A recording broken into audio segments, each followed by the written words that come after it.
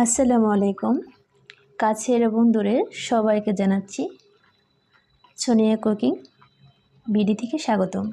আশা করি আল্লাহর রহমতে সবাই অনেক ভালো আছেন, আমরাও আলহামদুলিল্লাহ ভালো আছি। দেখতে পাচ্ছেন আজ আমরা কী রেসিপি নিয়ে হাজির হয়েছি, রাজকীয়ের সাথে ডিমের কোরমা। আসলে গ্রেভিটা এত সুন্দর হয়েছে যেটা আমি আশা করিনি, তার চেয়েও বেশি হয়েছে। তো ডিমের কোরমা বানানোর জন্য আমরা একটি পাত্রে ডিম সেদ্ধ করে নেব, আপনার 7টির মতো। এই ডিমটা সেদ্ধ করাটারও একটা টেকনিক আছে। আমরা ডিমটা যখন সেদ্ধ করব, সেদ্ধ করার পরে কিছুক্ষণ যখন সেদ্ধ হয়ে যাবে তারপরে আমরা একটু কিছুক্ষণ ঢেকে রেখে দেব। তারপরে ঠান্ডা পানি দেওয়ার পরে আমরা ডিমটা ছিলে নেব।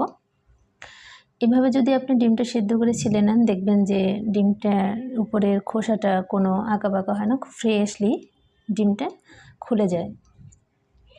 তা আমি ডিমের কোরমার জন্য অবশ্যই আমি কোকোনাট যে মিল্কটা বা নারকেলের দুধ নেব, সেজন্য আমি ডিম ছিলার পরে নারকেলের দুধটা রেডি করে নিচ্ছি। একটু হালকা গরম পানি দিয়ে নারকেল দিয়ে একটু ব্লেন্ডারে চাপ দিয়ে আমি এটাকে একটু নারকেলের যে দুধটা সেটা বের করে নেব।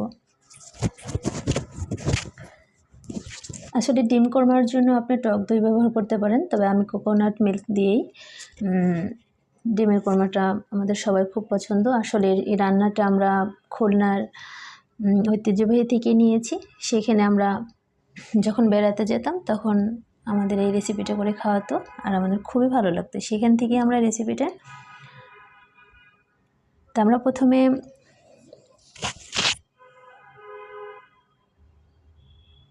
কিছু বেরেস্তা বানিয়ে নেব। তাই একটু বেশি করে তেল দিয়ে দিয়েছি, বেরেস্তার জন্য একটু বেশি করে তেল দিতে হয়। তাই আমরা এখানে 1 কাপ পেঁয়াজ তেলে বেরেস্তা করে নেব।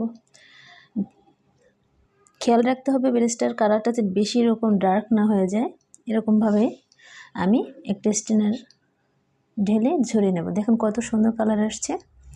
এখন আমি ডিমটা একটু ছুরি দিয়ে কেটে তারপরে ডিমটাকে একটু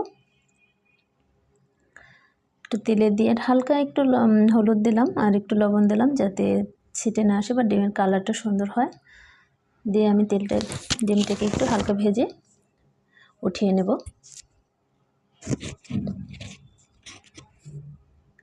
ওই ফ্রাই প্যানটা একটু এখানে 1/2 কাপ পরিমাণ তেল নিয়েছি, মানে 1/2 কাপের থেকে একটু কম। এখানে দারচিনি এলাচ দিয়ে দিলাম। দারচিনি এলাচ আর তেজপাতা দিয়ে একটু হালকা সুগন্ধ আসা পর্যন্ত একটু ভেজে নেব। তারপর এখানে বাটা মশলা দেব।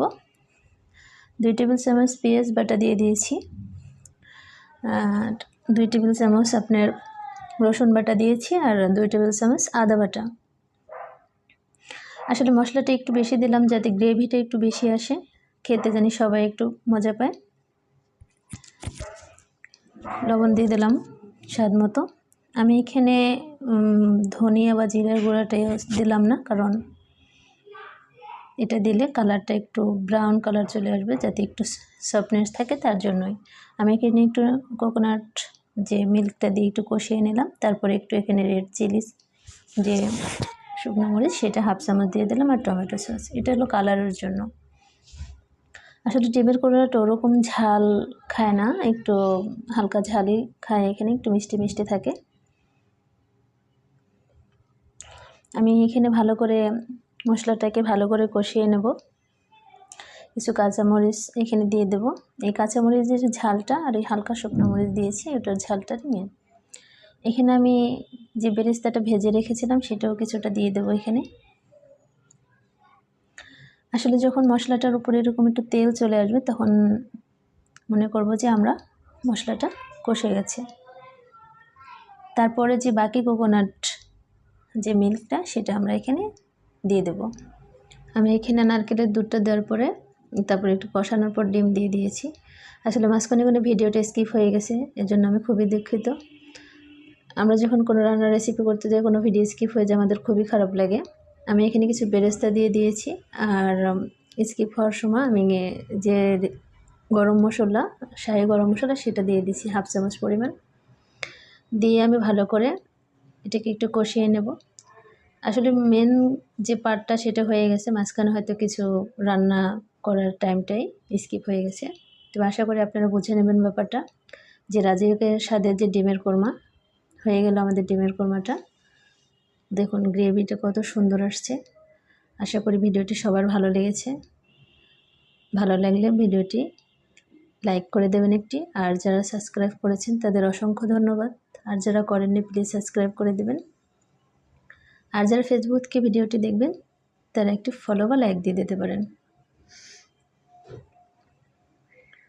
ডিমের কোরমার কালারটা অনেক সুন্দর আসছে। আশা করি সবাই রেসিপিটা ফলো করবেন। আল্লাহ হাফেজ, আসসালামু আলাইকুম।